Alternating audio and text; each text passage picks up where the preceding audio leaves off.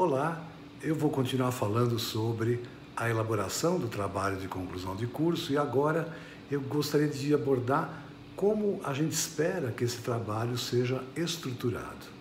Então, já falei no vídeo anterior que é importante escolher um assunto, que esse assunto será introduzido e será mostrada a sua importância no item do trabalho que a gente denomina introdução, e em seguida, se for um trabalho de campo, ou se for um trabalho de revisão, normalmente se coloca a metodologia que se utilizou para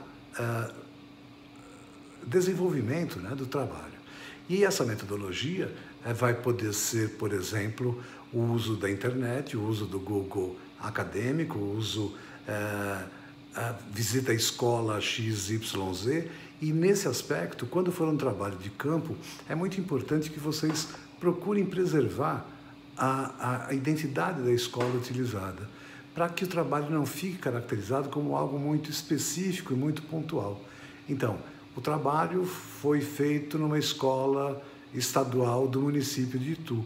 Não precisa dizer qual escola estadual, até para evitar constrangimento, evitar a necessidade de solicitação de uso de imagem, de uso de marca, de uso, enfim, de algum direito autoral que seja explorado, se vocês identificarem muito claramente a escola em que vocês fizeram a atuação.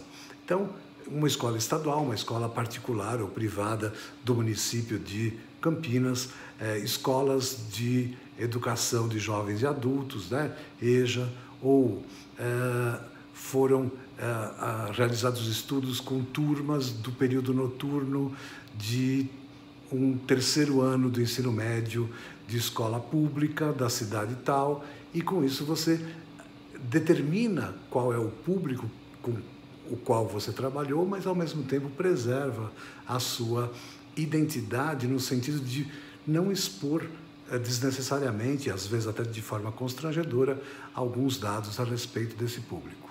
Tá? Nos resultados, obviamente, aquilo que foi observado, aquilo que vai ajudar a responder a pergunta.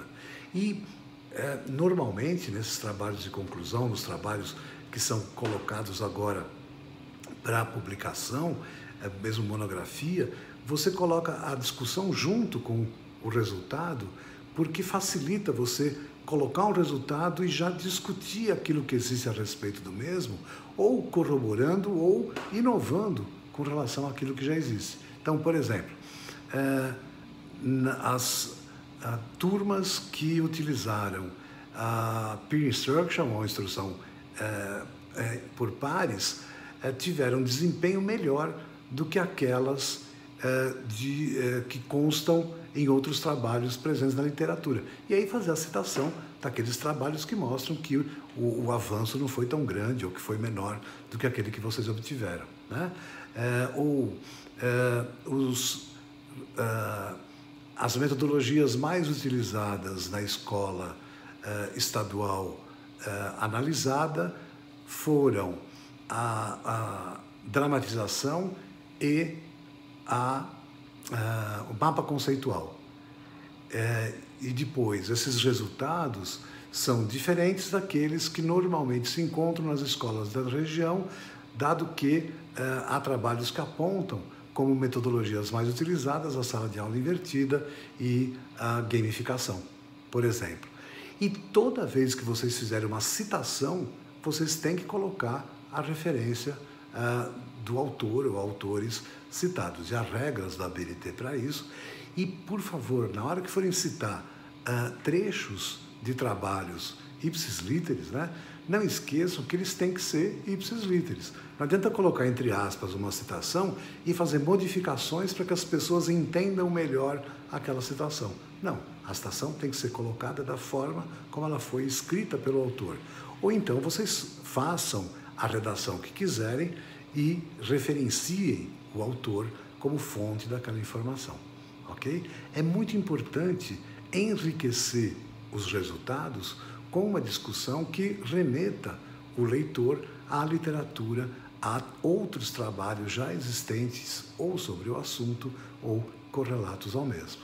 Então não esqueçam, depois de introduzir, mostrar a importância do tema, coloquem a forma como ele foi desenvolvido na metodologia e os resultados de discussão expressos de maneira clara, mas sempre comparativa.